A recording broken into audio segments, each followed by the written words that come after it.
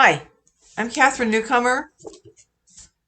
I'm doing readings of my novel, The Phoenix and the Falcon, on Facebook, YouTube, and a few other platforms. You can find this book on Amazon. I wrote it a few years ago. I'm busy working on my second book, which is a series set in the future involving magic and cool stuff. But this book, I love this book, and I'm going to share with you the prologue. And next week, you'll be able to see and hear the next chapter. 415 AD. Framed by the square courtyard, the open sky was bright. Noise from the city of Constantinople intruded, but the house's thick stone walls muffled the din. Water danced in the large alabaster fountain, filling the inner sanctum with sparkling sounds. A young child, no more than 6, played quietly, almost secretively, in the shadows behind 2 tall pottery jars. Her dress was like a patch of indigo blue against the mosaic floor. Sunlight filtered through potted trees and glittered on the scattered urns. The jars holding cooking oil were decorated with painted birds, some set on the threshold of flight, others already in air. It was as if they were alive in the brilliant light. The child, Helena, felt safe in her nest, hidden from her current nurse, a woman who always found fault with her. She was happy, engrossed in a world of make-believe. Fiery white toy horses pulled Alexander the Great's chariot.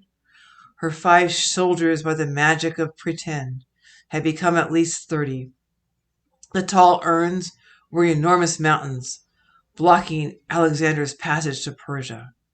Her grandfather, a gifted storyteller, had brought the ancient conqueror to life during her lessons, but referred to him only as Secundar the Destroyer because of the devastation he had wrought in Persia.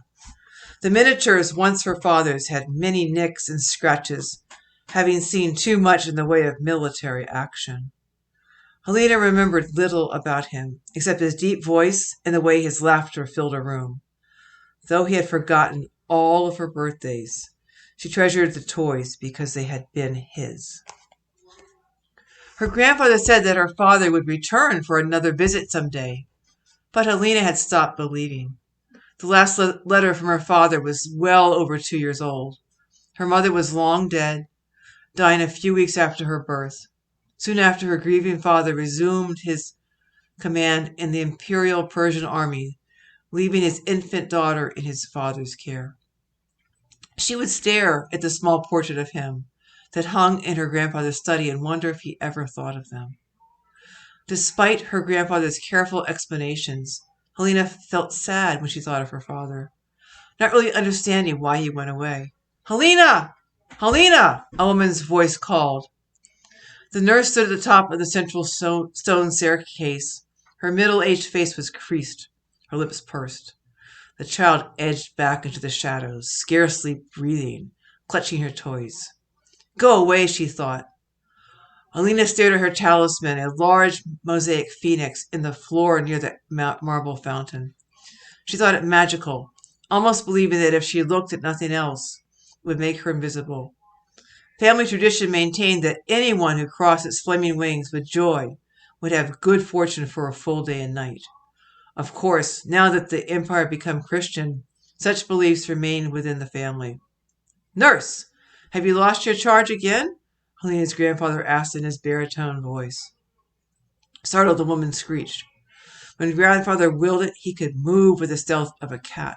She ran off, master, not wanting her lessons," the woman said with a panicked stutter. "And what had you planned to teach today?" "The usual things, how to dress the hair, the art of pedicure, showing a maiden's feet with her perfection in her thongs." Helena's grandfather cut into the cooing recital. "Enough! I never gave orders for such instruction. You are to keep her clean, freshly clothed, and well nourished.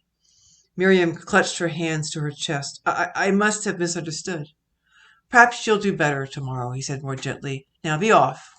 The nurse hurried across, down the stairs, around the fountain, and across the Phoenix.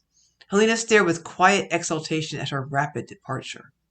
Come out now, her grandfather said, looking down from over the urns. It's time for your lesson. She had not even heard his steps. He was a magician. She just knew it. Oh, grandfather, she said, laughing, running toward his open arms.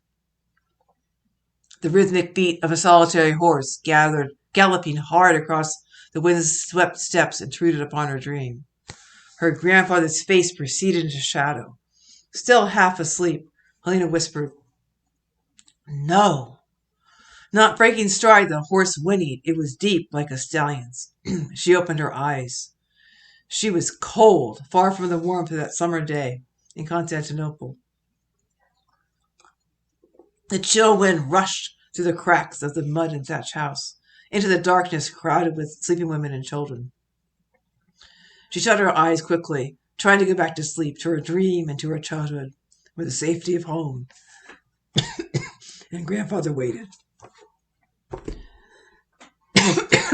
Of course I coughed at the end.